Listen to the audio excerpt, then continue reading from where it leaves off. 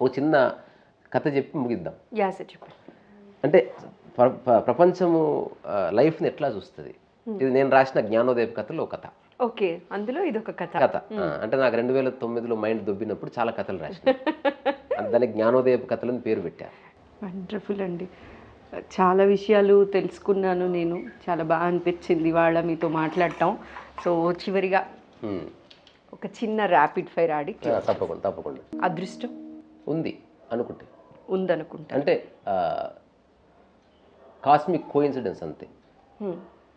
అమ్మ the only reality. ప్రేమ నేనే. గురువు మనిషి కాదు. పెళ్ళి అవసరం లేదు. పేరు ప్రఖ్యాతలు అవసరం లేదు. ప్రకృతి నీవే. సోషల్ మీడియా ఒక ఆట. అభిమానం ఒక అందమైన అబద్ధం. రాజకీయం అనవసరమైన అవసరం. అనవసరమైన అవసరం. సినిమా ఇష్టం. పుస్తకం బయట ఉన్న మనస్సు. వ్యాపారం అవసరం. సమయం లేదు ఉంది. మరణం లేదు ఉంది. కర్మ ఉంది లేదు. కర్మ ఉంది లేదు. అనుకుంటే ఉంది, లేకపోతే లేదు. వర్తమానంలో ఉంటే కర్మ లేదు. ఇప్పుడు నాకు జీవితంలో లక్ష్యాలు ఉంటే ఈ ఇంటర్వ్యూ నా లక్ష్యాలకు ఒక భాగం అవుతుంది. లక్ష్యమే లేకపోతే ఇంటర్వ్యూ మామూలు కాన్వర్జేషన్. మా అమ్మతో ఎట్లా జోలి పెడుతున్నానో అట్లే నీతో జోలి పెడుతున్నా, అంతే. తద్వారా ఇది కర్మ కాదు.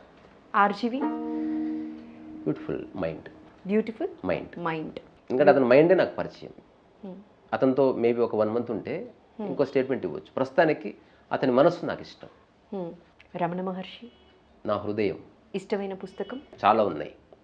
బ్రదర్స్ కర్మజో, ఆ తర్వాత నావెల్స్లో ఫౌంటైన్ హెడ్, ఉపనిషత్తుల్లో మాండూక్య ఉపనిషత్తు, తెలంగాణ పుస్తకాల్లో మైదానం, శ్రీశ్రీ పుస్తకాల్లో అనంతం, తర్వాత జెన్ పుస్తకాలు చాలా ఉన్నాయి. చాలా చాలా చాలా. అట్లాగే ఓషో నుంచి బయటకు వచ్చిన పుస్తకాల్లో ద కప్ ఆఫ్ టీ, ఆ తర్వాత అవేర్నెస్, క్రియేటివిటీ, ఇవి నాకు చాలా ఇష్టం. తర్వాత జరాదుస్త్ర, తర్వాత కృష్ణమూర్తి పుస్తకాల్లో the first and last freedom, తర్వాత తెలుగులో ట్రాన్స్లేట్ అయిన ఈ విషయం ఆలోచించండి నాకు చాలా ఇష్టం. ఆ తర్వాత తిలక్ రాసినటువంటి అమృతం కృష్ణ రాత్రి చాలా ఇష్టం. ఇప్పటికొచ్చి మొత్తం ఎన్ని పుస్తకాలు చదివి? లెక్కలేదు. అసలు నేను చాలా ఎంజాయ్ చేస్తాను. అప్రాక్సిమేట్గా థౌజండ్స్ చదివి. అంటే చదవడం అనేది మళ్ళీ ఒక పెద్ద చదవడం అంటే అక్షరం పట్టి చూడడం కాదు. మెతుకు పడితే తెలిసిపోతుంది అన్నమైందని. చాలా పుస్తకాలు బక్వాసే ఉంటాయి. ఎక్కువ పుస్తకాల్లో పుస్తకాలు లేవు. చాలా పుస్తకాల్లో సమాచారం ఉంది, అభూత కల్పనలు ఉన్నాయి. So books are not really books. They are information being dumped. That is not the book. పుస్తకం అంటే ఏంటో తెలుసా? అంటే ఇది అందరూ, ఇప్పుడు నా దగ్గర ఇన్ని పుస్తకాలు ఉన్నాయి. పుస్తకాలు చదవని వాడికి ఒక్కొక్క పుస్తకం వేరే కనిపిస్తుంది. పుస్తకం తెలిసిన వాడికి, నిరంతర అధ్యయనం చేసేవాడికి పుస్తకంలో షాడోస్ కనిపిస్తాయి. ఎగ్జాంపుల్, సాయిబాబా నమ్మేవాడు పుస్తకం రాస్తే సాయిబాబా షాడో పడుతుంది అందులో. హిందూ ధర్మం షాడో పడుతుంది, ఎంతో అంత. సేవ షాడో పడుతుంది. అట్లా షాడోస్ ఉన్న పుస్తకాలు ఉంటాయి. ఇప్పుడు ఎవరన్నా గురువు ఆశ్రమం నుంచి బయటకు వచ్చిన వాడు రాస్తే గురువు యొక్క షాడో ఉంటుంది. ఆ గురువు చెప్పిన సెట్ ఆఫ్ రూల్స్ సంబంధించి షాడోస్ ఉంటాయి. అందులో వాడు ఫిట్ అయి రాస్తుంటాడు అనమాట. అత్యంత అరుదుగా ఏ షాడో లేని, అంటే సాంప్రదాయం షాడో ఉండదు, గురువు షాడో ఉండదు, ఎరా షాడో ఉండదు, ప్యూర్ కాంటెంపరీనెస్ ఉంటుంది. తన ఒరిజినల్ మైండ్ రిఫ్లెక్ట్ అవుతుంది. అది అత్యంత అరుదు వస్తాయి. Very very rare. అట్లాంటి పుస్తకాలు నేను చెప్పినవి కొన్ని. For example Krishnamurti the first and last freedom, it has no shadow of the past. అది మానవ జాతి మీద అవతరించిన అవతారం. అది చూడడానికి అట్లా కనిపిస్తుంది.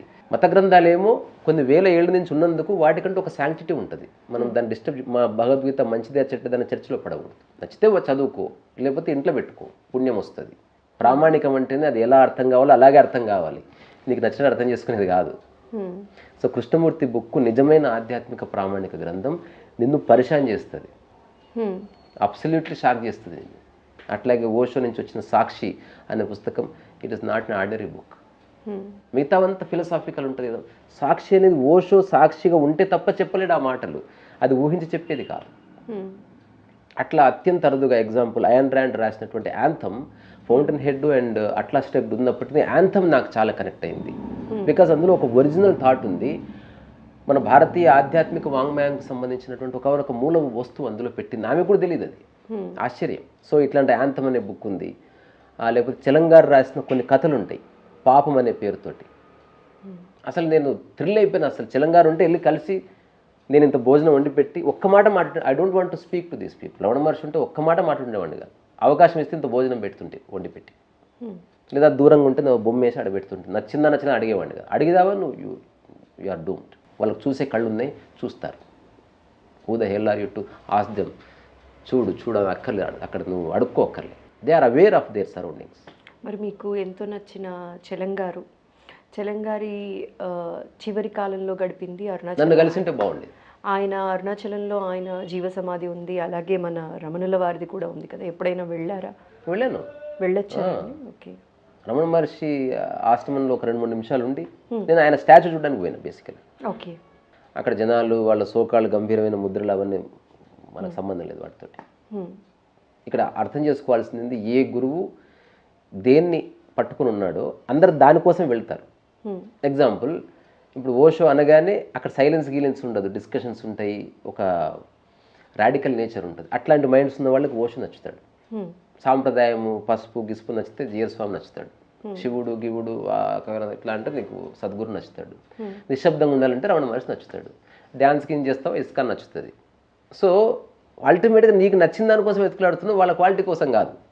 సో నేను రమణ మహర్షి క్వాలిటీ ఒక ప్యూర్ సైలెన్స్, ప్యూర్ యాక్ట్ అంతే. అంటే ప్రపంచాన్ని ఉంటూ దాన్ని ఏం పట్టుకోకుండా దాని మీద అట్లా బతికినవాడు. నేను ఎలా చూశాను, నాకు దర్శనమైంది. ఒక జింక, ఒక రమణ మహర్షి, ఒక కోడి, ఐ సీ నో డిఫరెన్స్. జింకలోను కోడిలో అన్ని రమణ మహర్షి, నువ్వు మహర్షి అనుకోని భావనలు you are missing him. He is the most ordinary person ever walked on planet. నువ్వు ఎక్స్ట్రాడినరీ. ప్రపంచానికి సంబంధించి చెత్తంతా మోసుకొని తిరుగుతుంది, ఏమీ లేదు అక్కడ. శిష్యగణాన్ని ఏర్పాటు చేయలేదు, కోర్సులు పెట్టలేదు, ఏమి చేయలేదు, మంచి బట్టలు వేసుకోలేదు, అమ్మను కూడా పెద్ద పట్టించుకోలేదు. అంటే ఈ ప్రపంచంలో ఒక మనిషి అంటే ఇది అని నిర్వచించుకున్న ఏ నిర్వచనానికి రమణ మహర్షి పెట్టిగాడే. మరి నీ దృష్టిలో ఎట్లా స్పిరిచువల్ బీయింగ్? అందరు అంటున్నందుకు నువ్వు అంటున్నావా, నువ్వు చూసావా? ఇప్పుడు నేను ఇస్తున్న స్టేట్మెంట్ నేను దర్శించిస్తున్నది. I see no difference between a tree, a Ramana Maharshi and any animal. మళ్ళీ నేను డాగ్ అన్నా అనుకో ఫీల్ అవుతారు. కంపేర్ చేయడం కుక్కతో కాదు, క్వాలిటీతోటి. భగవద్గీత సారం లేదా ఒక అత్యంత పరమోత్కృష్టమైన జీవితం యొక్క ఆధ్యాత్మిక స్వరూపం ఒకవేళ మనిషి రూపంలో ఉంటే అట్లా సహజం ఉంటుంది. అక్కడ మనం ఇస్తున్నాం భగవాన్, లేకపోతే మన ఇచ్చే ఇదంతా మన పిచ్చి. ఈ నెవర్ ఆస్క్డ్. అది లేకపోతే ఏ బాధ లేదు. మీకు చిన్న ఎగ్జాంపుల్ చెప్పి ముగిస్తే, ఎగ్జాంపుల్, ఇది మీరు నాకు అమ్మండి, ఇది నేను మీకు అమ్మండి, ఊరికే కొనుక్కున్నా పెట్టండి.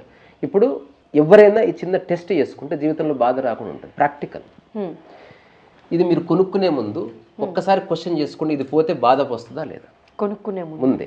ఇది కనుక నీ లైఫ్లో నుంచి వెళ్ళిపోతే, పగిలిపోయినా, వెళ్ళిపోయినా, ఇరిగిపోయినా, ఎత్తుకుపోయినా, డజంట్ మ్యాటర్, మీ లైఫ్లో బాధ ఉంటుంది అనుకుంటే కొనకండి. ఓకే. దానివల్ల రేపు మనం కొని తీసుకెళ్ళినప్పుడు అది ఫస్ట్ దాన్ని కొనక ముందే చూడండి, ఇది నీ లైఫ్లో ఎవరో ఎత్తుకుపోయారు, బాధపడతావా? ఇరిగిపోయింది, బాధపడతావా? ఖరాబ్ అయింది, బాధపడతావా? డిసప్పేర్ అయింది, వ్యానిష్ ఉంటే తినే, బాధపడతావా? తీసుకోకు, నీది కాదు. That is Ramana Maharshi. పోయినా పర్వాలేదు అనుకున్నది మనం ఏది పోతే పర్వాలేదు అనుకున్నా అది తీసుకో, ఇంకా వాడుకో అద్భుతంగా. ఇక్కడ ఉన్న ప్రతి ఒక్కటి పోయినా పర్వాలేదు. మీ దగ్గర ఉన్న ప్రీషియస్ పెయింటింగ్స్ పోయినా పర్వాలేదు, ఇంక్లూడింగ్ మై సెల్ఫ్. ఏమి కాదు, నేనున్నా ఏమి కాదు, పీకినా ఏమి కాదు. పెద్ద పెద్ద సెలబ్రిటీలు చనిపోతేనే ½ కూడా టైం వేయలేదు సమాజం. చివరిగా ఒక మంచి పాట ప్లే చేస్తూ మీకు ఇష్టమైన పాటని మా వాళ్ళ కోసం డెడికేట్ చేస్తారు. గాలినేనా నేను, గాలిలో తేలాను, గాలిలోనే లేను, గాలిగా నేను. గాలినేనా నేను, గాలిలో నా నేను, గాలినైనాను, గాలినేనా నేను. వీస్తున్న ఈ గాలి ఎక్కడా గాలి, వీస్తున్న ఈ గాలి ఎక్కడో ఆ గాలి, పూల మొక్కల వాలి ఎక్కడా గాలి, అక్కడా గాలి, ఎక్కడా ఈ గాలి. చాలా సమయం మా కోసం కేటాయించి మా ప్రేక్షకుల కోసం మంచి మంచి పాటలు పాడి వినిపించారు. మీకు అనిపించింది చెప్పారు. Thank you so much.